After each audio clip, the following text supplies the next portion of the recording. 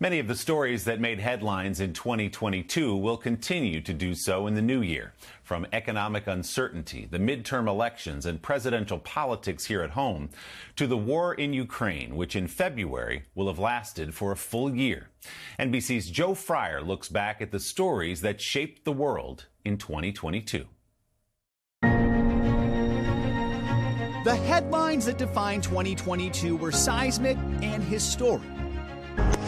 Europe's largest armed conflict since World War II. Legal abortion on demand! A Supreme Court decision that overturned more than 4 decades of precedent. The death of a monarch who had reigned for 70 years. Yet, in its earliest days, 2022 seemed more like a copycat, mimicking the worst qualities of the 2 previous years. Now to those staggering new COVID numbers, daily cases surpassing 1 million. As the new year began, our fight with COVID stubbornly raged on. A lot of them are really sick. With the rapidly spreading Omicron variant killing 60,000 Americans in January. Though with time, the pandemic did loosen its grip. That the Transportation Security Administration will no longer enforce the federal mandate requiring masks in all U.S. airports and on-board aircraft. As mask mandates vanish. Thank you. We could breathe again. We were so happy. But new threats emerged. There is growing concern about another virus called monkeypox. Monkeypox, flu, and the respiratory virus RSV. It's a serious illness, with him being this young.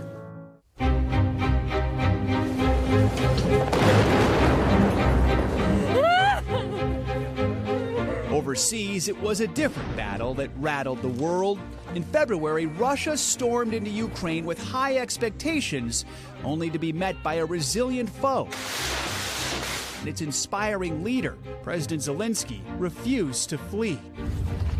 The strikes pushed Ukrainians to bomb shelters and to the country's swollen borders. You hear the whistles, and the families have come with all of their belongings, and people are hugging and saying goodbye and not sure if they will ever come back. Millions of Ukrainians suddenly became refugees. But as the year progressed, Ukraine's military took back land that had been lost just months earlier. Steady progress in a long war, now entering the dark days of winter.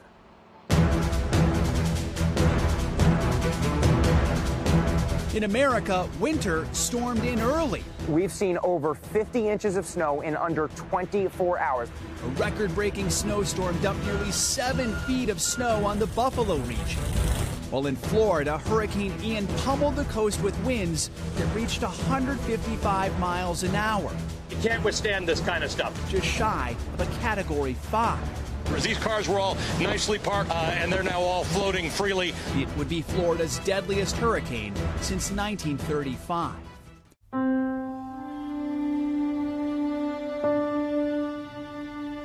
Gun violence continued to devastate communities across the nation with hundreds of mass shootings. We all ran to the back. He was shooting at the milk. 10 were killed at a supermarket in Buffalo, 7 at a 4th of July parade in Highland Park, Illinois. 5 were murdered at an LGBTQ nightclub in Colorado Springs, and at an elementary school in Uvalde, Texas. Can you tell the police to come to my room? I already told them to go to the room. We're trying to get someone to you. 19 young children and 2 teachers lost their lives when a teenage gunman ravaged their campus.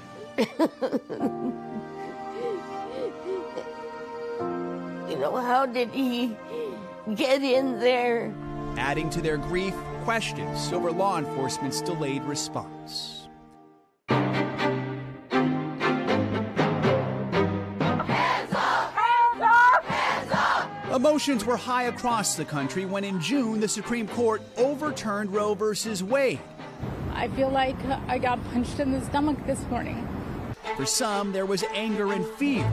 We're not going to be treated as second-class citizens. For others, it was a celebratory moment decades in the making. This is an amazing victory. The right to life has been vindicated. The voiceless will finally have a voice. Abortion was one of many issues dominating politics in 2022. So was inflation, which reached 40-year highs. In every aspect, it's higher, but your wages don't go up any higher. In the spring and summer months, the national average for gas soared. $5 a gallon is crazy. While President Biden's approval rating dropped. Despite that, Democrats were able to fend off a red wave during the midterms. NBC News is now projecting that Democrats will maintain control of the Senate. Holding the Senate while narrowly losing the House. In the election's wake, Speaker Nancy Pelosi announced she was stepping down from leadership just weeks after her husband was attacked in their home. For me, the hour's come for a new generation to lead the Democratic caucus that I so deeply respect. The dust from the midterms was still lingering in the air when the 2024 campaign began. In order to make America great and glorious again, I am tonight announcing my candidacy for President of the United States. Former President Donald Trump declared his candidacy, running again amid a laundry list of investigations. That includes a raid of his Mar-a-Lago estate, where the FBI seized thousands of documents, some marked classified. Well, back in Washington, the House committee investigating the January 6th insurrection held televised hearings. One of the star witnesses, a 25-year-old former Trump White House aide named Cassidy Hutchinson. He didn't look up from his phone and said something to the effect of, "There's a lot going on, Cass, but I don't know, things might get real bad on January 6th.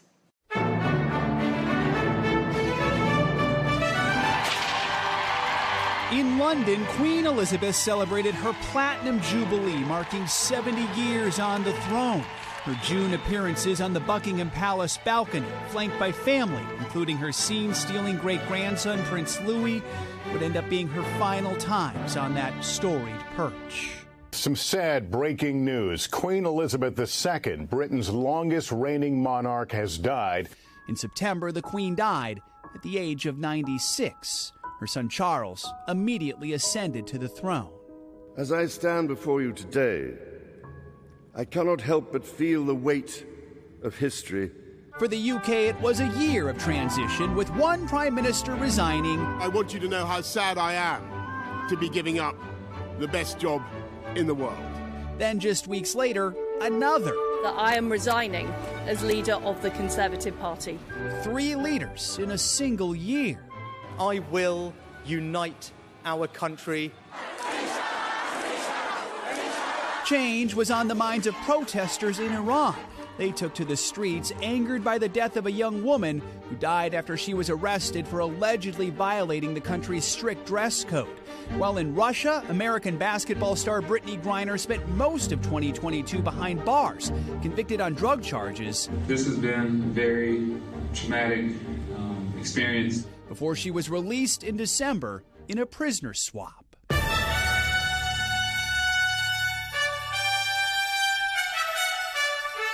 The world gathered in Beijing for the Winter Olympics, where snowboarding phenom Chloe Kim captured gold again as the Flying Tomato came in for a final landing.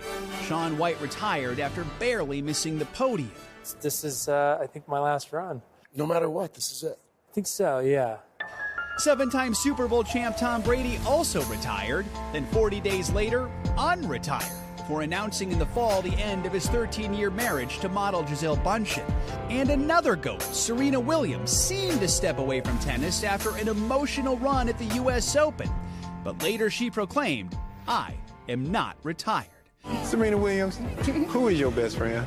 Williams' childhood story was featured in the movie King Richard, starring Will Smith, whose Oscar win was overshadowed by this. The slap heard round the world. Smith later apologized for the moment, which stole the spotlight from other winners, including Best Picture Coda, an indie drama about a deaf family. What the hell? Good morning, aviators. Big screen blockbusters came roaring out of the danger zone, with Tom Cruise's Top Gun Maverick topping $1 billion at the worldwide box office. Just want to manage expectations. And that was not the only sequel making headlines. Bennifer is back. Somebody's getting married. J-Lo and Ben Affleck tied the knot 20 years after their first engagement was called off. And liftoff of Artemis 1. NASA's Artemis 1 launch was called off a few times before finally taking off in November. The unmanned mission is paving the way for astronauts to someday return to the moon. Twitter got a controversial new owner, Elon Musk, while the Supreme Court got a history-making new justice, Ketanji Brown Jackson. She replaced the retiring Stephen Breyer, becoming the first black woman to sit on the high court. In my family, it took just one generation to go from segregation to the Supreme Court of the United States. Along with historic hellos, there were notable goodbyes, with the deaths of comedian Bob Saget. Your mom was always so good at this stuff.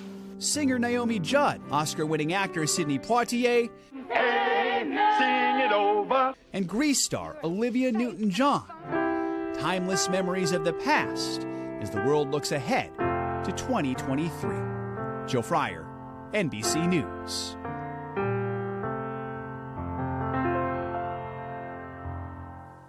Hard to believe that all happened in a single year. Joe, thank you very much.